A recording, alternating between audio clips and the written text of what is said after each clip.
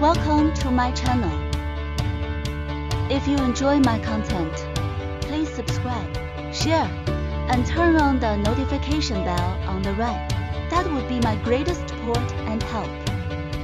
If you have any questions, feel free to ask. We care for you like family and wish you health, happiness, and abundance in mind and body. From sacred vow to deadly scam, are we in a end times of love? Unmasking systemic fraud, national tour romance scams, Southeast Asia kidnapping rings, the ancient warnings of Padmasambhava, Liu Bo and Liu Pizheng. In this era where emotions have a price tag, we have witnessed a marriage slide from a sacred covenant into a meticulously designed high-stakes business scheme. When a group of people loses faith, possesses no reverence, and cares only for profit, the most intimate relationship becomes the most dangerous trap. Today, let's peel back the veil of warmth, faith, and even poetic living to reveal the cold calculation beneath. Let's see how the degradation of soul morality utterly corrodes love and trust. When marriage becomes a short-term business, the fast harvest without karma.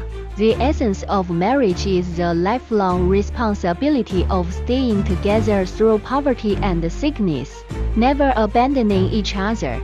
But in the eyes of some, it's merely a legal shell for quick wealth extraction. The fatal 42 Days of the genius programmer, Su Zhangmao, founder of Weifeng, met Jia Xingxing on a dating site. This marriage lasted only 42 days. During this time, he gifted luxury cars, mansions, and vast sums of money, only to be driven to suicide by her threats to report his company and demands for tens of millions in compensation. In 2025, Jia Xingxing was sentenced to 12 years for extortion. In those 42 days, was there even a trace of reverence for life or responsibility as a wife? No, there was only the precise calculation of using marriage as leverage to extract maximum profit. The assembly line Bride's KPI earlier. Miss Li and her father in Henan turned marriage fraud into a family business. Within 2 years, she married 4 men, with the shortest period from meeting to engagement being just 14 days. Her father was responsible for renting mansions and hiring fake relatives to create the perfect illusion.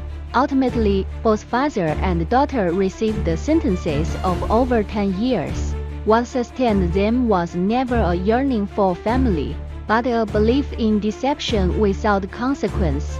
Behind these extreme cases lies a terrifying logic, a complete disregard for karma, a total abandonment of responsibility. Marriage becomes a short-term business to be used and discarded. Systemic betrayal, insider factories, and cyber phantoms. Individual greed is shocking enough, but when greed becomes systematized and industrialized, it's far more terrifying. Your true love might be the collective product of an entire supply chain. The matchmaking agency scripted murder mystery. Many so-called legitimate agencies are actually hunting grounds. Internal staff or professional dating decoys play the part of the ideal partner who doesn't care about cars or houses, just wants to struggle together, luring you to pay high membership fees and purchase exorbitantly priced courses. According to Supreme Procuratorate reports, one syndicate defrauded 128 people of over 2.5 million RMB this way. Sincerity here is a standardized product performed from a script. The 3-year AI lover scam. The man in Tianjin had an online relationship for 3 years, transferring Yang Yaoling, 000 RMB to his girlfriend, only to discover the other party was a man using AI face swapping and voice changing technology. This is not just fraud, it is a complete mockery of emotion itself. The object of your heartfelt affection might not even be a biological human. From offline to online, scams have completed their industrial upgrade. Together, they reveal that in an environment where profit is supreme, any longing for genuine affection can be rapidly alienated into harvestable traffic and performance metrics. Shadows beneath the halo when high quality and high beauty become tools of fraud. The collapse of morality is no longer confined to professional con artists. It is eroding some haloed groups and is even being packaged as a kind of high-end lifestyle. The national tour hunter's sophisticated scam, a more concealed and damaging scam, is now spreading. Certain women are active on major dating websites and social platforms, crafting extremely polished personas. They rent luxury villas and sports cars for photoshoots, posing as independent, wealthy heiresses or entrepreneurial elites. They frequently organize or participate in high-end travel, showcasing a globe-trotting, luxurious life on social media to project a worldly, life-enjoying image. Their slogan is often "Choosing me is never wrong," targeting men eager to elevate their social circle. Their core goal is to conduct a national tour fraud in the name of romance, having boyfriends in different cities fully fund their travel, shopping and living expenses, or directly defraud them of huge investments.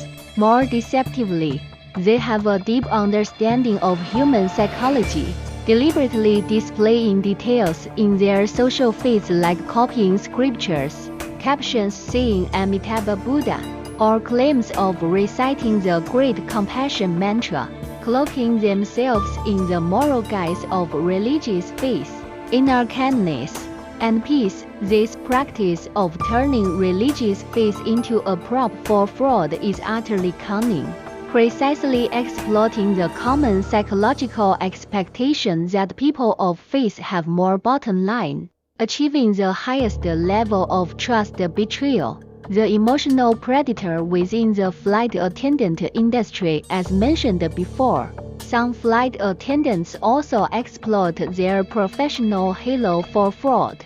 They use the convenience and mystique of global travel to craft high-end personas, potentially maintaining multiple relationships in different cities simultaneously, demanding luxury goods, travel expenses, and even large sums of cash in the name of love.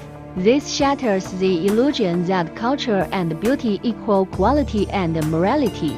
These cases illustrate that in an environment generally lacking inner reverence, any professional halo, curated lifestyle, or even display of religious faith cannot automatically guarantee the morality of the soul. When a person's internal value system prioritizes profit above all beautiful external labels become more efficient and deadly tools for fraud. How we protect ourselves, rebuilding judgment in a complex web of deceit. Faced with increasingly sophisticated and well-camouflaged scams, we must upgrade our cognitive and defensive systems. Verify everything with time. Beware the perfect life template. Be highly skeptical of anyone who rushes the relationship, has an overly perfect persona, especially one perfect in both wealth and spirituality, or has a life trajectory as dazzling as an influencer's but lacks substantive detail. True capability and refinement withstand the test of ordinary life. Probe the source code of values, not the surface labels. Don't be fooled by displayed scriptures or temple check-in photos. True reverence in a person of faith is reflected in daily actions, respect for the vulnerable, commitment to promises, restraint of desires. Observe how they act in conflicts of interest and how they treat service staff. Verify substance. Don't trust the show for claimed wealth or careers. Cross-check through mutual social circles, public business registration information, and other channels. to any request for money under various guises: investment, emergency, shared experience that exceeds normal dating expenses. You must firmly say no. Trust your intuition. Protect yourself when a relationship feels more like a paid experience than equal exchange. When you notice the other's lifestyle consistently requires your financial power to co-create, trust your discomfort. The law is the final recourse, but the best protection beforehand is to guard your wallet and your heart. Conclusion: the love crisis of our time is, in essence, a comprehensive crisis of faith, integrity, and reverence. When marriage and emotion are stripped of their cores of responsibility and sincerity, they degenerate into performances full of calculation, from crude bride price transactions to sophisticated global scams, to the ultimate betrayal of using the names of gods and Buddhas. We cannot easily change the prevailing winds, but we can hold fast to our own choices. Seek out the person who is not only willing to share poetry and distant horizons with you, but also to shoulder the burdens of daily life, illness, and setbacks with you. Strive to become someone with internal principles, consistent in word and deed, trustworthy. Only then can we, amidst the clamor of fraud and performance, recognize and connect with that minority who similarly cherish true heart, and together guard the last lamp of light concerning love and commitment.